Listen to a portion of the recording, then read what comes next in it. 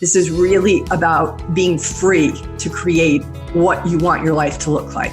We each are our own hero. And how do we take the challenges that come our way and see those as the birth process of us becoming heroic? Can you meet that judgment that ultimately will surface with neutrality?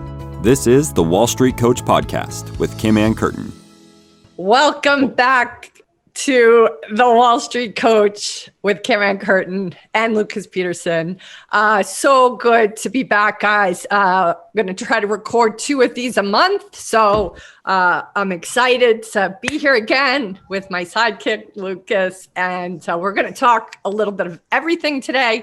We're going to certainly talk about the election results.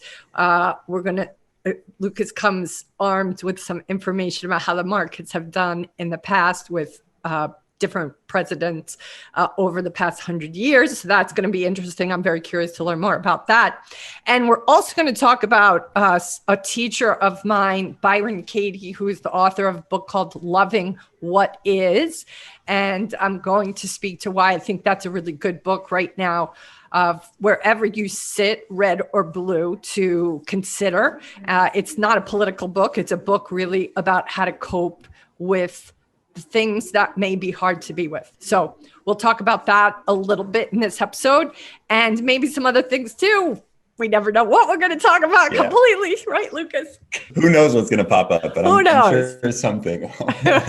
We're gonna have a variety of topics, I think, as usual, and also, you guys put in the comments box what you want us to talk about, what you'd like to see more of, or have me take on. So we have some, make sure we're responding to what your needs are. So, how are you doing today, Lucas?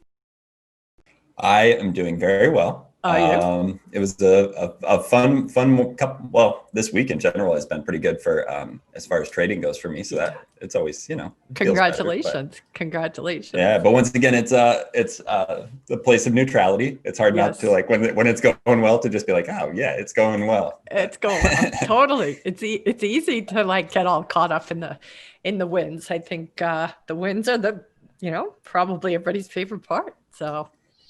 Yeah. How are you doing? I'm doing good. We recorded a Steady Trade podcast a little earlier today, and we didn't quite start on time. We were just too busy chatting and catching up. So I feel a little behind the 8 ball now with the rest of the day, but it was a good conversation and informative all the time. Tim Bowen teaches me a lot. So does Stephen Johnson. And a shout out to both of them for, the education they have laid upon me, because it's just, lots of experience. They both have a lot of experience. And so I'm always being educated in every conversation, even about bad movies to watch, like Roadhouse, which is one of Tim Bowen's favorite terrible good movies. And so. Oh, man. I never had brothers, so I could movies I can recommend as well. I bet you do. I bet you do. I feel like they're the brothers I never had. Yeah, right. What your movies are probably what? Maybe a little more modern, newer. Yeah. Are you saying 80s. we're I don't know, old? Roadhouse. Are you saying we're old? Nothing about you, Kim. I'm old. Not you. I'm old. Tim Bowen's not that old. I'm old. Well, cool. So, let's. You want to jump in? Let's jump in. Tell me about the stats you found. Let's speak to when we're recording this. So it's November 11th, which is Veterans Day today, Wednesday, November 11th. And before we jump in, I'll just do a shout out to the veterans. I really have so much respect for veterans, and I feel that they don't usually get acknowledged as powerfully as I wish they did, because of the sacrifice that they do give to us, have given to us, continue to give to us. So I just, want to give a, big shout out to them. Thank you for, all that you do for us every day and have done. And I'm still to this day kind of baffled that veterans aren't better taken care of by our country and by our government. I feel like, it's the ultimate sacrifice. And if you give your health or well-being over to the United States, we should treat you like gold for the rest of your days on earth. And that just, to me, seems really kind of a cruel thing to do. So anyway, to all the veterans out there, thank you. I salute you. Yes, thank you very much. Okay, well, we can, so the first, the biggest statistics that I wanted to talk about are around the, I guess just the top 5, what the market has done as far as, we'll just go over the Dow Jones over the past 100 years. And so the top 5 presidents that, or the market that has performed the best with the top 5 presidents were Ronald Reagan, not a huge surprise there from probably everyone who is knowledgeable of the last 50 years of the economy. And then number 4 is Barack Obama, Democrat, just recently. And then we have number 3, Franklin Roosevelt, and he was also a Democrat. Then number 2 is Bill Clinton, and obviously a Democrat. Think what you want of him, but the economy did pretty well with him there. And then number 1 was Calvin Coolidge. And the interesting part about Calvin Coolidge, he's a Republican, but I find the interesting part was he was right before Black Tuesday. So that, so, I mean, that was just a natural correction that happened, but it's interesting that, you know, after he left office, that's when it happened. I didn't realize Coolidge was in office and left right before Black Tuesday. You'd think there's probably some people out there, since so many people are living so long now, that, you know, I mean, there are a couple of 102-year-olds that I saw going to the polls. So there are people who probably are some out there who remember it. And I think it's a cautionary tale, and probably good to be in tune to that, because I do think right now, especially young people or new traders, you know, they're experiencing that the market only goes up, you know, and we've already had some corrections this week, right? I saw Howard Lindzen put out a tweet about Zoom going down. And what was the other one? He said something else had gone down that was only going up this whole time. I can't remember what the other one was. Well, the one thing that I've noticed is like Peloton and Nautilus, home workout equipment, those both dropped as soon as, what was it, yesterday or 2 days ago, whenever the vaccine news came out. Those both dropped heavily. Yes. But it was interesting. We talked on the Study Trade podcast today a little bit about, you know, how Pfizer, it really was just a press release. You know, it's just a press release, and press releases are not the same as having the actual. And we also talked about how the CEO sold a lot of his stock a day. Oh, really? Yes, like 62% of it. Interesting. So, you know. Whoa. Yeah. So Tim spoke to that because he knew that would get me all heated up over the lack of conscious capitalism on display. And I was horrified to hear that news. But yeah, so one of the books, though, if we come full circle around the election and about Biden winning, or projected winning right now. And I say projected because I know, there's still this official happening that it has to be verified. But the point is, I know that I was kind of shocked at how divided the country was when I saw that map. Not shocked, but just, I guess further in awe of how different the country stands. Like we really are split in a lot of ways, right down the middle. And the first thing I could think of was how more than ever, we need to consider some of what Jonathan Haidt wrote in his book, The Righteous Mind. It's one of my favorite books to try to understand how somebody can politically see so different from you. And one of the quotes, I was revisiting the book, and what I'm looking for now, let's just see if I can get it up here. I put the quote if you really want to change someone's mind on a moral or political matter, you'll need to see things from the person's angle as well as your own. And if you do truly see it the other person's way, deeply and intuitively, now hear the difference, guys. That doesn't say you have to agree. It just means, can you truly see the other person's way? You may even find your own mind opening a little bit up in response. Empathy is the antidote to righteousness. And he does say, while it's very difficult to empathize across a moral divide, which is what I do feel a lot of people right now feel is at stake, empathy is that antidote. So I just thought we'd talk about that a little bit as well. And that book, and why I think more than ever, this is really important for us to go forward with, is this concept of how do we begin to listen more effectively to each other, more deeply to each other, and begin to create a little bit more empathy for those who we don't see eye to eye with. So I'll pause there and just see what you think about that. I'm fascinated by that. It reminds me of in Chris Voss's book, Never Split the Difference.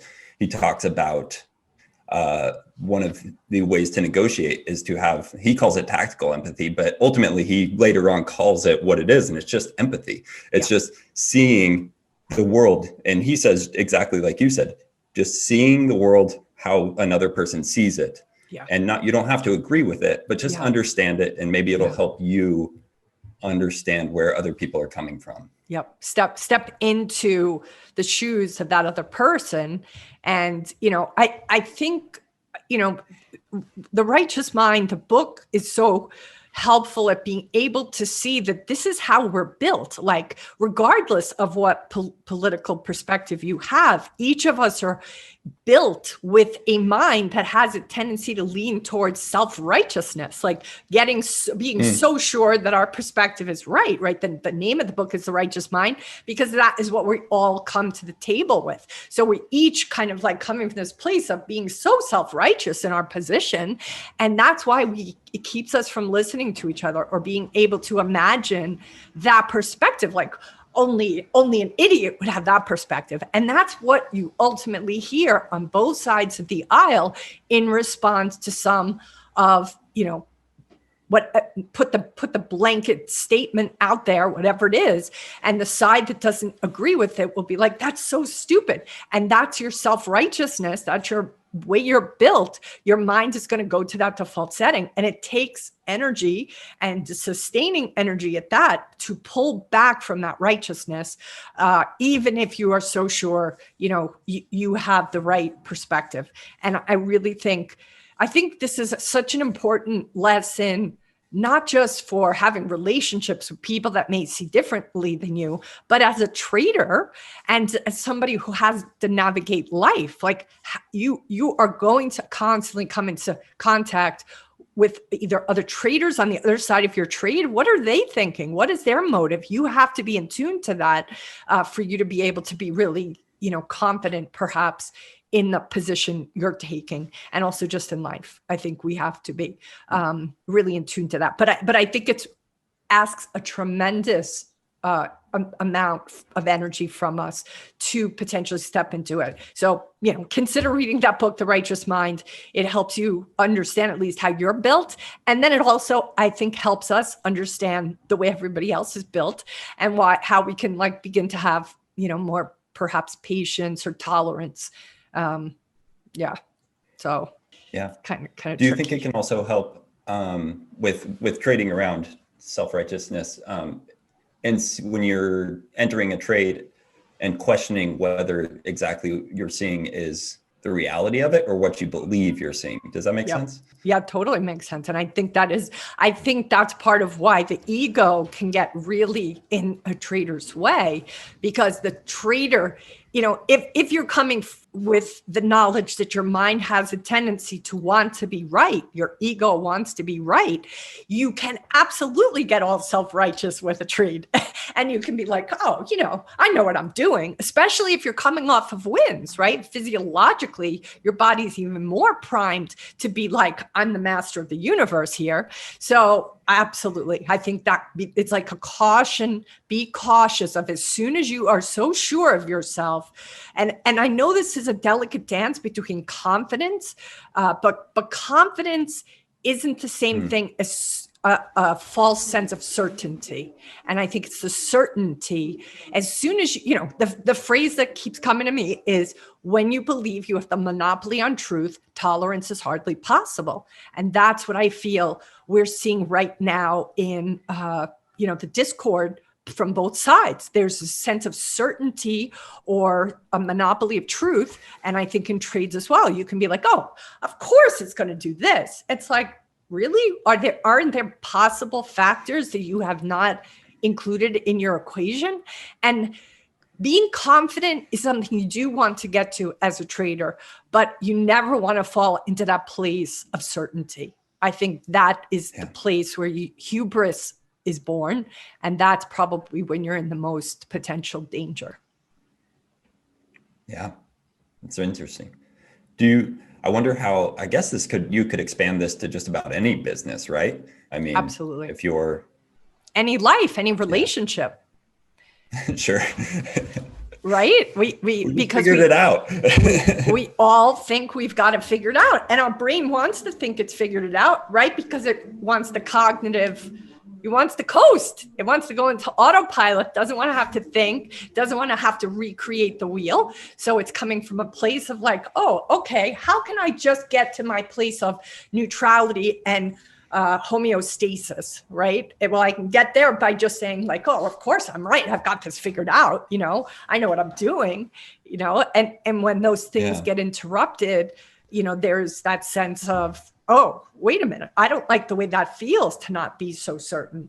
And so we're always kind of moving ourselves back to, how can I be certain? Because it's a much more comfortable place to live. Like, nobody wants to live in the in-between or the unknown. And yet, welcome to life. Life is all about uncertainty. And, some clients are saying to me, oh my God, what's going to happen? Trump's not leaving office. This is or something bad going to happen. Like these are all understandable perspectives. And people are frustrated because they want certainty. And there is no certainty. So the question becomes, how do you become comfortable with the uncertainty? And then, that probably will lead me down the road of talking a little bit about Byron Katie. But I'm going to pause before I do that to just close the loop on what we were just saying. So.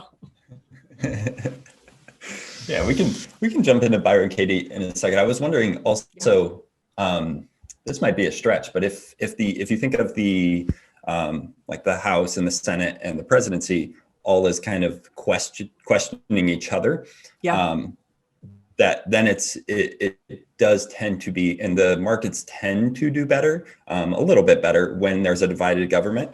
I wonder if that's part of it, is like the questioning of each other, so that there's it kind of keeps things a little more balanced, as opposed to for sure, completely out of balance. For sure, because it's very different perspectives.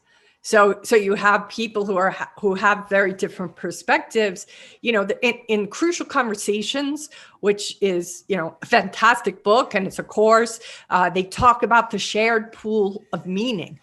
And that, at the end of the day, the people who are able to be the most effective in conversations are those who are contributing to the shared pool of meaning. But if you have, and this is part of why you have to be so careful on social media. Social media caters to a very narrow pool of meaning. And that is why it's a bit of an echo chamber if you're only following people that believe the same things you believe, or look at the world the same way you look at it, because your pool of meaning, shared pool of meaning, is so small that you're going to just hear an echo chamber of what you already believe and think. And so the key is like, how do you contribute to the shared pool of meaning or listen to other perspectives in that shared pool so that you can see the perspectives of people. And there's a meme going out on social media right now where, a gal is saying to another gal, you can have a different opinion than me about pizza toppings, but not about whether or not, some very hot topic political issues. And, and that I think is a disservice, because the point is not, and I can appreciate certain topics. It's just a no brainer, like that they matter. But if we don't allow people to really speak to what's going on for them, that at the end of the day, it's just going to be lip service. People are just going to say what they think is politically correct so that they don't, trigger anybody, and, and they don't get canceled, right? Cancel culture, which also, again, I don't like the concept of a cancel culture, yet I also appreciate that there is this validity to you should have this sense of caution when you're talking in the public square about things that really are potentially insensitive to people that are different than you. Yeah. So it's this delicate dance, and it's never going to be 100% balanced. It's never going to be 100% the right way. There is no right way. It's all made up. It's all made up, right? So it's like, how do we begin to be in dialogue and really step into imagining what the world looks like from that person's perspective, if you ultimately want to change the foundation and the machine underneath, the machine underneath, because these beliefs that people carry around, that in my,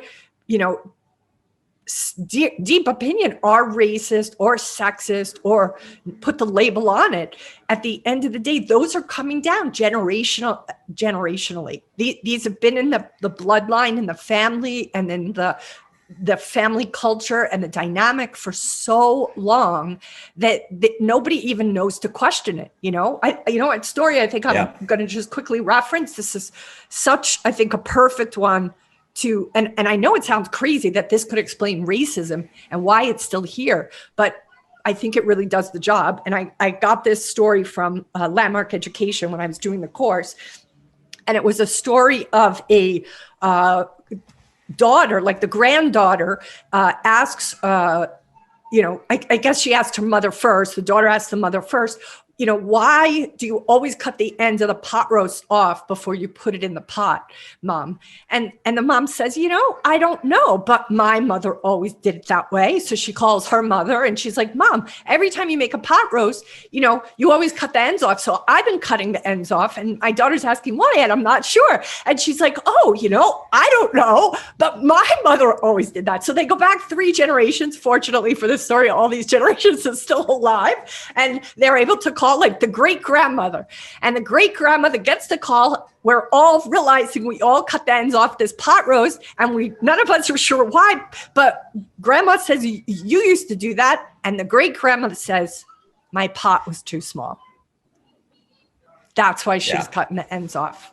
So here we've got 4 generations of women who are cutting the ends of the meat off, not because it's necessary, but because that great grandmother's pot was just not big enough to hold it.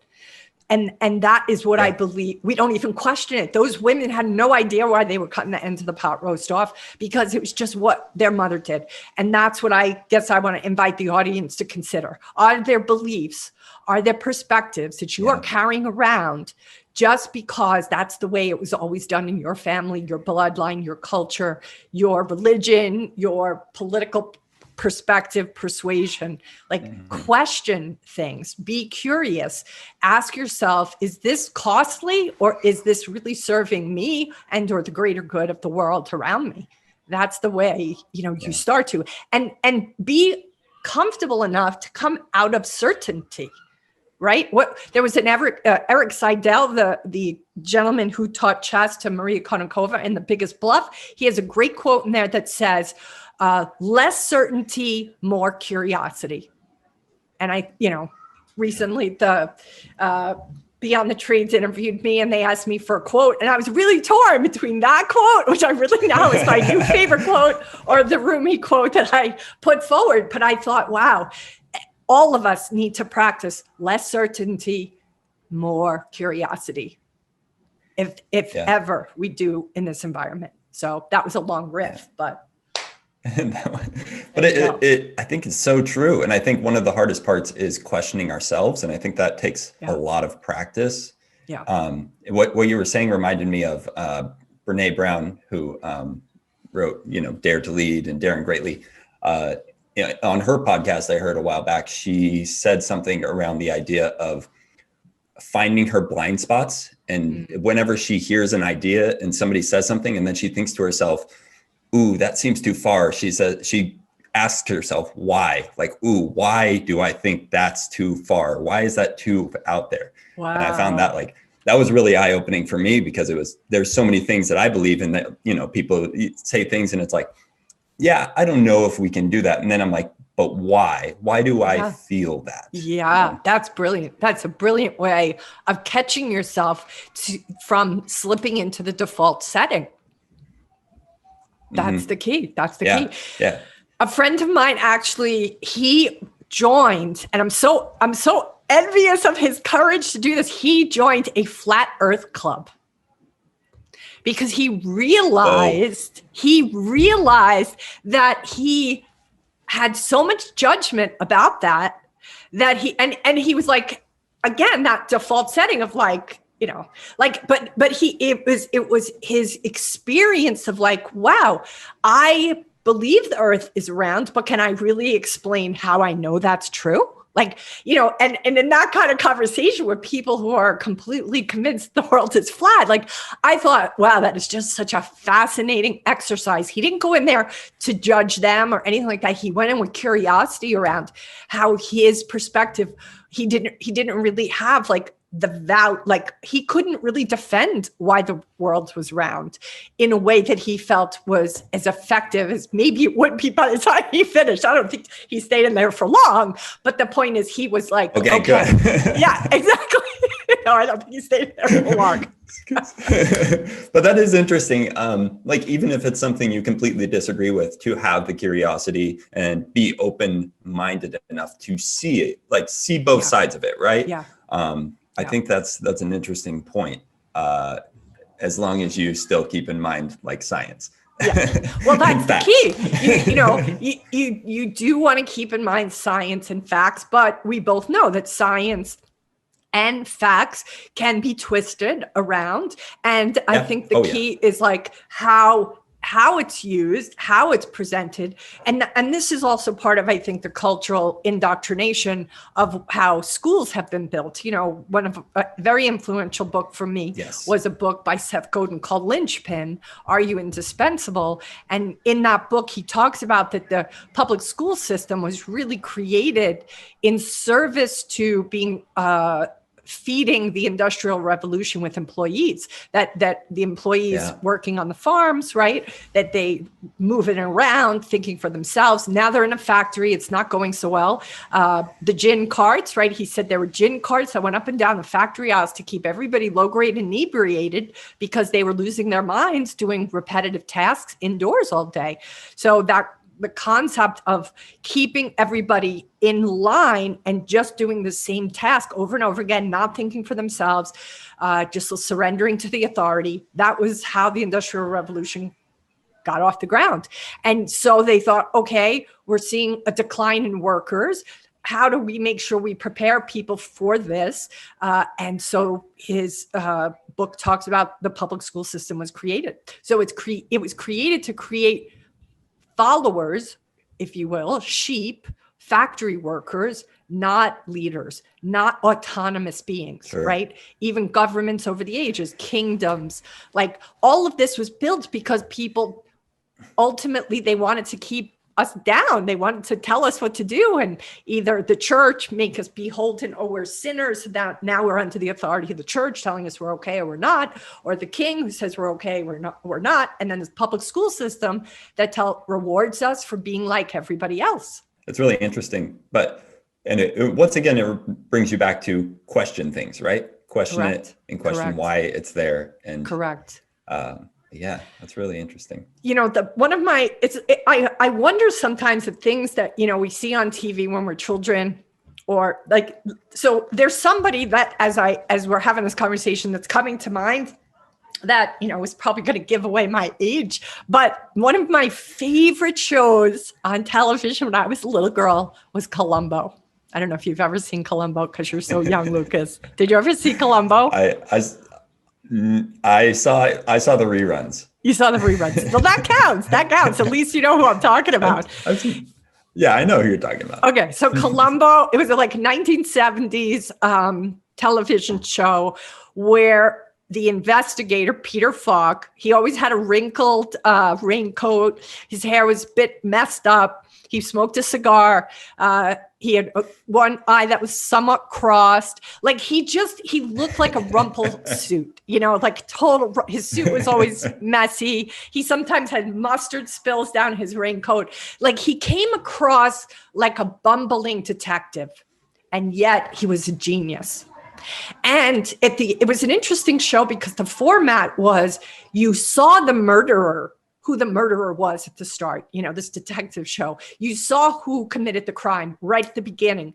And then the whole show was allowing you to watch, could that criminal keep himself, you know, from getting caught by Columbo? So you knew as the viewer who the, you know, the bad guy was, so to speak. And the whole time Columbo did his shenanigans with the person who you knew as the viewer was the murderer, he played dumb. He played like he didn't know, you know, he didn't know, right? He was still putting it all together, but his lack of ego, right? His willingness to be underestimated is usually what contributed to the murderers being caught, because the murderer would be so confident and full of, you know, bravado, and they would look at him spilling his mustard on his raincoat, and they would look at him, you know, he'd leave. He was famous for leaving the conversation, and the murderer would be like, you know, finally catching his breath, right? Defending himself or lying or whatever. And then Columbo would come back. He's like, I'm so sorry. I forgot, you know, my head, it's not so straight. I forgot to just ask you one question. And the genius behind that was because he would interrupt them thinking they were finally in the clear, right? So him playing dumb, him playing uncertain, him acting like he was a bumbling guy is actually what helped him solve. And that is somebody who's able to be comfortable with their mistakes or their, you know, potentially their stupidity. Like he didn't need to look like the hero in those moments with the murderer. And so anyway, I just wonder how much that show, like he taught me how that being underestimated was actually a secret weapon. that could be. That might be one of your secret weapons. It might be. It might be. I think it might be. I'm wondering if Columbo like unconsciously went into my bloodstream and taught me like, oh, I see. You can catch the bad guy if you don't be all bravado. Like that might be the trick to a lot. And, you know, I mean, it was the show that I would like beg my mother. It was always on at 12:30. It was the late show. So it was on at 12:30 at night. So it was always, I think, an hour and a half. So I would have to be like, please, can I go into school late tomorrow so I can watch Columbo? I think it only played like once a month or something on television. And I would usually talk her into it, but she, you know, she followed the rules. So that was kind of remarkable. Yeah. That kind of reminds me of another part of the Chris Voss book is around one of his negotiation tactics is putting the other person in control of things and allowing them to say no to things. Yes. And so it's a similar thing, right? Like he does it. I mean, he had to do it in a way that was manipulative, but I think there's a certain sense of asking the questions in a way for people to feel like they're in control of the situation, or if you're negotiating, or even they feel respect. They feel respected, like exactly. They get to have they get to put input into that shared pool of meaning. Yeah. And you know, for him, it's a great, go ahead, you go. But the Voss book, oh my God, if you guys haven't read Chris Voss book, Never Split the Difference, co-authored by Tal Ross, my main man. He's the man who put he gave me a great testimonial on my book. So I'm a big fan of Tal Ross, not because he gave me a testimonial. I'm a fan of him because he's a brilliant writer, but that book is and he liked my book, which made me feel really good and validated. But Chris Voss's book, Never Split the Difference, it's a game changer. Go ahead. What were you going to say about Voss? It makes me think of kind of like how we started the conversation around understanding other people's perspectives as well, but giving them the power to let you fully acknowledge what their perspective is and fully share what their perspective is. And come at it from a place that isn't judgment, right? But understanding. Yeah, I think that's totally. Like for Voss to be able to potentially be in a dialogue or negotiation with a hostage taker, like, that's a pretty, like, you think you're having a hard time talking to a Republican or a Democrat? Like, how about a hostage negotiator? Like, that's a hard conversation, people. And yet, I really believe his ability to succeed at that is because he was in a place of neutrality. So I invite you guys to try to go into the place of neutrality as you enter into these conversations. Try to see the perspective, even if it's against your moral fiber, to see the perspective that they have. See if you can imagine, one of the things we say in coaching, if we say to a client, imagine seeing yourself that way, or imagine that outcome. And some people say, I can't imagine. And we'll say, imagine imagining. Because it helps you go a little bit at a distance to even just like, what would it be like? Yeah. What would it be like to get to the point where you can imagine? Exactly. And then it's a small step up that ladder, right? Exactly. You got it. So I think the heart of the matter is if you read Never Split the Difference and you see how Voss, even in those conversations with people who have taken hostages, there's a couple of times I listened to that book, which I usually like to read over listening to books, but this book, I think I bought it and then I wanted to listen to it because I wanted to hear the nuance of his voice and how he was saying certain things. And when you hear him talking to these people who have, there was a bank robbery where there were hostages taken, you hear the strength that he's conveying and confidence he has in himself, but you also hear the neutrality in which he's talking to that person that is taken hostages and is, the bank robber. You hear that he is exemplifying respect, and that I believe. The reason he's able to engage in that negotiation ultimately with the bank robber is because the bank robber begins to trust Voss. Now, Voss it works for the police department, right? He worked for the FBI. Like, so clearly this guy is not on the side of the bank robber, but he's able to show respect. And that's the key. That's the key. How do you show respect even when you really don't agree with somebody? If a hostage negotiator can do it, people, we can do it too. We just have to learn the skill. Yeah, exactly. Was there another book you wanted to talk about? Yes, Byron Katie's book, Loving What Is. Yes. So some clients, tell me about it. Some people are worried, that something's going to happen, that Biden won't get in. Some people are worried. Some people feel, that Trump should get in because of X, Y, Z. Like there's a whole bunch of people out there who I feel are kind of a little bit stressed. And one of the suggestions I spoke to was what I learned through Byron Katie's work. And what her book is called Loving What Is. And she talks about how she was in a deep depression for many, many years. She wasn't able to kind of come up and out of it until one day she kind of had this aha moment where she realized it was her resistance, her contraction to all that is that she was in resistance to it, and that's what was causing her pain. That was what was causing her depression. So she ultimately is an advocate for teaching people something called 4 questions. She also has a sheet called the Judge Your Neighbor worksheet. So the 4 questions that she poses, which, is it true? Can you absolutely know that it's true. Who would you be if you didn't believe it was true? And then she calls it the turnaround, where you take, a particular position and you reverse the statement of it. Like, Joe shouldn't have done that to me, to Joe should have done that to me. And it just, the whole process is paradigm shifting. Can't recommend it enough. Besides her book, her website is called thework.com, THEWORK.com. And on that website, you'll see the 4 questions sheet, which you can print up for free. All the materials are free on her website.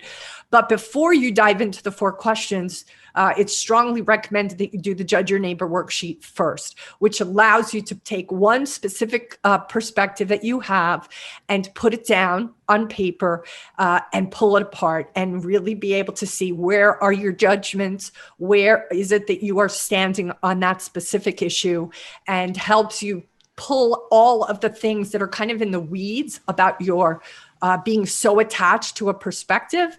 And then you take, after you do the Judge Your Neighbor worksheet, you take that into the 4 questions. And, she has videos on her website of her doing the 4 questions with clients. And I'll tell you, it is mesmerizing to watch, to see people come into a conversation with her absolutely adamant about a perspective. And by the time they're done with her, she's like Svengali with her ability to teach people how to shift their perspective on. I mean, it is I think it is the number one piece of work that if you are doing work on yourself, if you're moving yourself towards trying to be somebody awake and aware and conscious, there's just no going there without this practice. So yeah, I'll stop there. Wow. Interesting. I have got to read that book apparently. It is, so challenging up against all the beliefs, that you are pretty much married to. Like, we're married to our beliefs. We're married to our stories. And that, I learned thanks to the Landmark education course. When I did Landmark Forum and Landmark, the advanced course, they basically said, human beings are meaning-making machines. We create meaning all the time, and then we become attached to it, and we like our stories. We hold on to them tight, and her work really upsets the apple cart around all the beliefs we have, It's quite eye-opening. Yeah, one of the things that my wife and I do, which is nice that we're able to do this for each other, is like when we're, feeling down or something, it's like, what story are you telling yourself? Because sometimes, I'll forget to ask myself that, but she'll ask me, or the same way, and it's like, oh yeah, it's really not what I'm saying to myself. Like, I'm catastrophizing. Like we talked about how easy it is to get into that mental state of, because you just want to, right? Your brain doesn't want to do the actual work of seeing all the possibilities immediately. It wants to, sometimes it just jumps to worst case scenario. And that is a story that you are presenting. For sure. And I think it's part of our survival mentality. Like our catastrophizing is part of what kept us safe for many, many years, right? If we didn't prepare for the worst case scenario, then we were going to be shit out of luck. So I think the key is like how that has served us. That's part of the lizard brain that's gotten us to be at the top of the food chain. But then it just goes into overdrive sometimes if we don't pause and ask ourselves, what's the story we have ourselves attached to? And also on the flip side of that is the overconfidence, right? Yes. So that's where, once again, neutrality, you gotta, because if you are in that state of mind where you are the God and there is no other way to see the world, that is when reality comes to humble you very quickly. And that can be really tough. It can be really tough, for sure.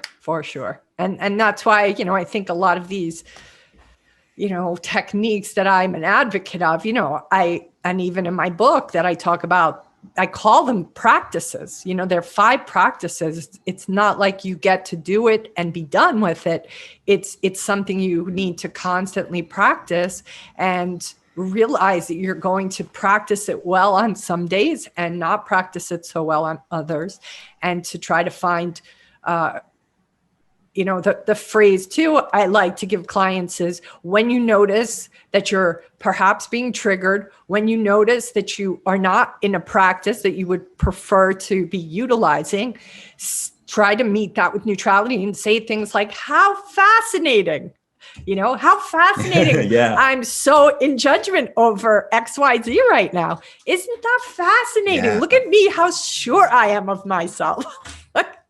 or around attachments. Insecure, yeah. Right. Or how fascinating that I'm so attached to this perspective. And if anybody says anything different, I get totally triggered. How fascinating.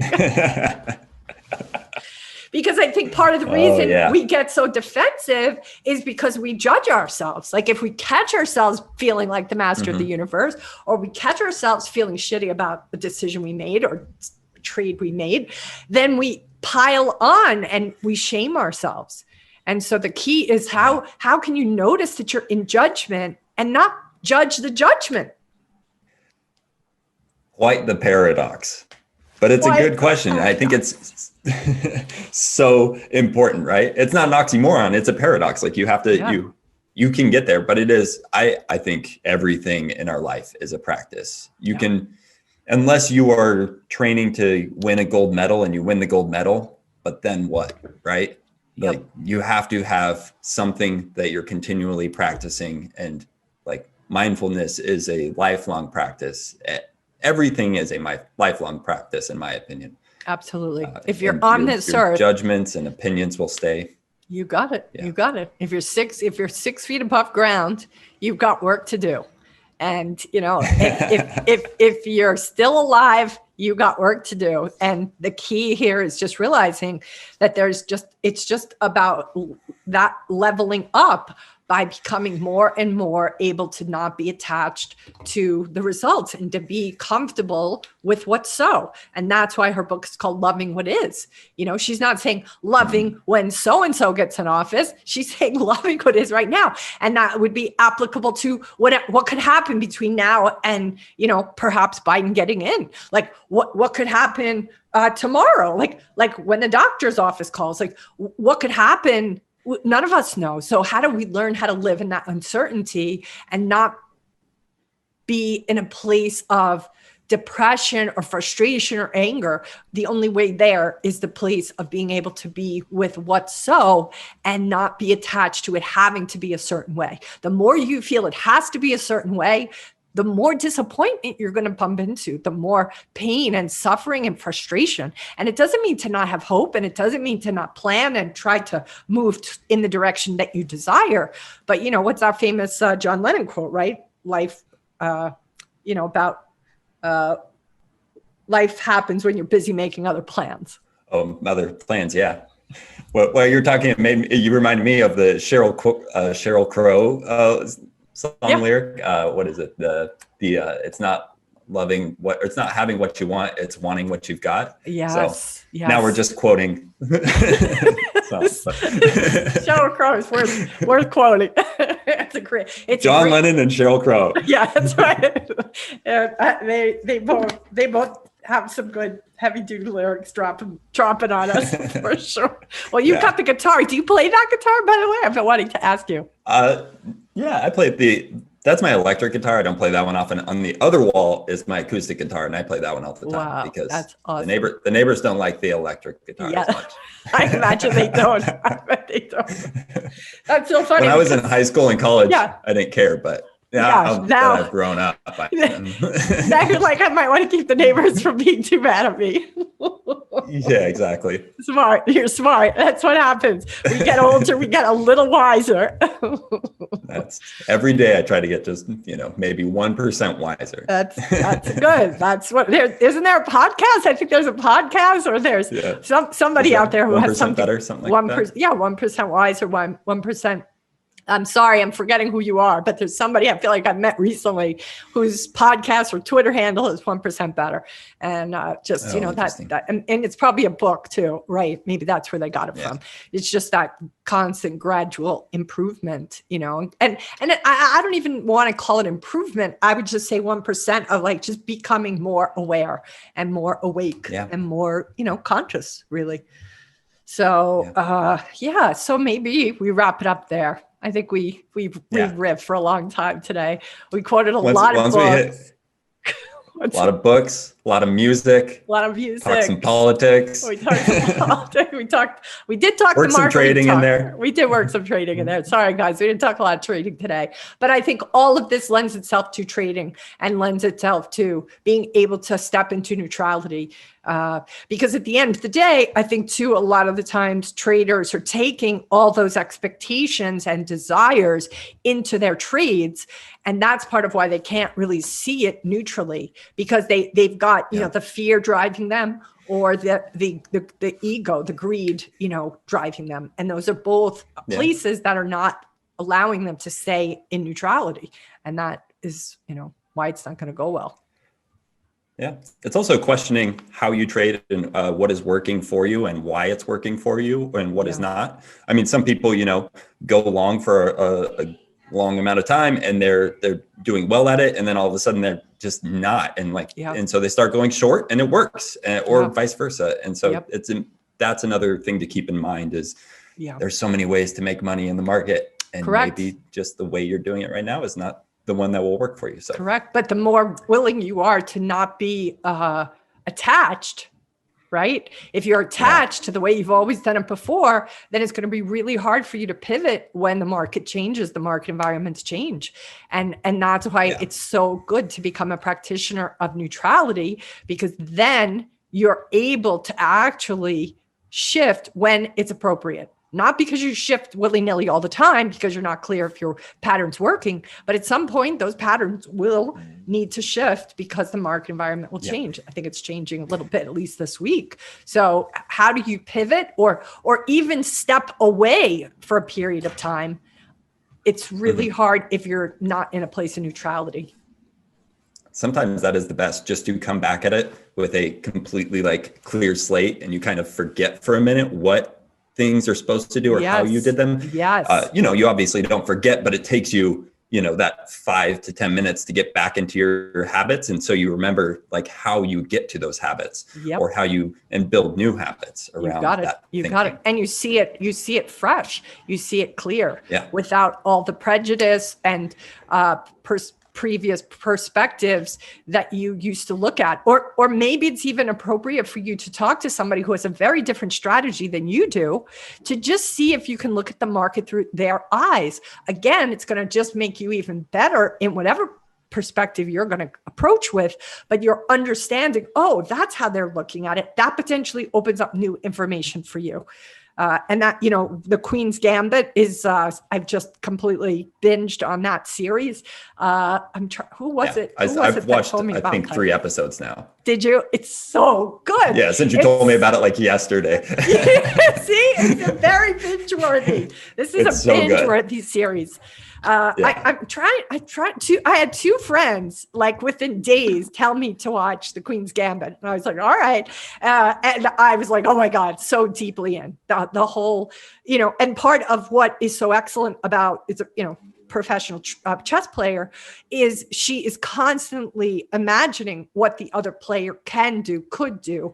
And that's part of what I feel maybe the really excellent traders are successful at doing that, but I can't imagine that that's not a quality. Being able to imagine what the person on the other side of your trade is about to do, going to do, thinking about doing. I imagine that really good traders are in tune to that, not only to their style, but to the style on the other end of it. Pattern. 100%. 100%. Right? Yesterday I was in G-Tech that was running for a terribly long time. And I was going long on it. And I just kept thinking, where are the shorts? Are they getting squeezed, or what? What is the top? What is the top? What is the top? And so you have to be thinking that, I think, all the time is who's on the other side of this. And then when it, started coming down, you can jump in as a short. So it's A lot of fun. A lot of fun. Well, I got my there's my monitor. So I got to get that plugged in. My new monitor's in. So I'm very excited. Yeah. Thank you, Bryce Davis from Stocks to Trade, who talked me into getting one of those bad boys because he was like, yeah. And Jamil also gave me the link to which one to get. So at least I won't lose my vision as I'm trying to look at the Stocks to Trade website, the probes. So I'm excited. So yeah. All right. So we'll close today's episode for the Wall Street Coach. We'll wrap it up. Thank you guys for watching us. Please give us comments about what topics you do want to see us address. And, if you like what you're hearing, give us a thumbs up, give us a little love if you're listening. And I didn't really speak to people who were just listening the last time. So I say hello to you guys today. If you're happy with what you're seeing here, please consider a 5-star rating on Apple. It does really make a difference, believe it or not, in the algorithm. So thank you for watching. Thank you, Lucas, for being with me today in this conversation, even though it was quite all over the place. But I have that's how they should be. That's how they should be. We're just going to follow the one of the most famous podcasters in history, probably Joe Rogan, who always kind of has these little rants and goes all over the place. So anyway, all right, guys, be well, take care of yourself, be safe out there, and as we say in Hawaii, a hui ho. This has been the Wall Street Coach Podcast with K-Man Curtin. You can find out more about her and her team online at thewallstreetcoach.com. If you've enjoyed this podcast, please consider leaving a 5-star review on iTunes. Thank you for listening.